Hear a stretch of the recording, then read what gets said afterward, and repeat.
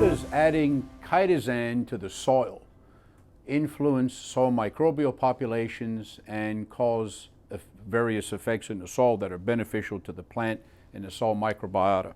So what we're going to do here, first of all, is just look at what chitin and chitosan looks like, and I'm not going to draw anything out in any detail, but if we sort of have an analogy of a long linear polymer equating to something like a necklace. So we have a bunch of little structures in here that all repeat. They're all in a linear form like this.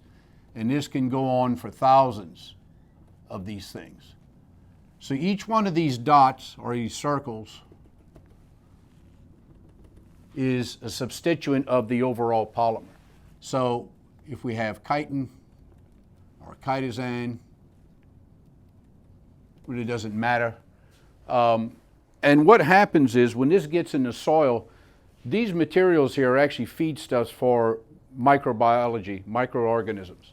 And the way microorganisms feed themselves, they don't have moving mouth parts.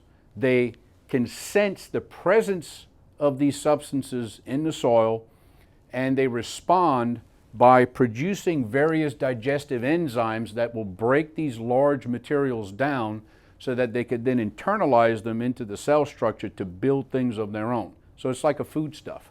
So the enzymes that we're talking about here are called, there's two basic classes. We've got chitinases and we have chitosanases. And they're basically the same. I mean, chitosanases generally tend to favor chitosan, chitinases generally tend to favor chitin. Though chitinases can digest chitin, chitosanases can digest chitin, and vice versa. So there's two different types based on their activity. We have endochitinase or chitosanase, and we have exo, the two major classes.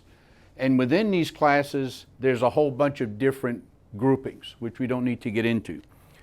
So what do we mean by these two things? Well, as far as an enzyme is concerned, which is a protein molecule, they can recognize the precise structure of what's within this molecule, these polymers.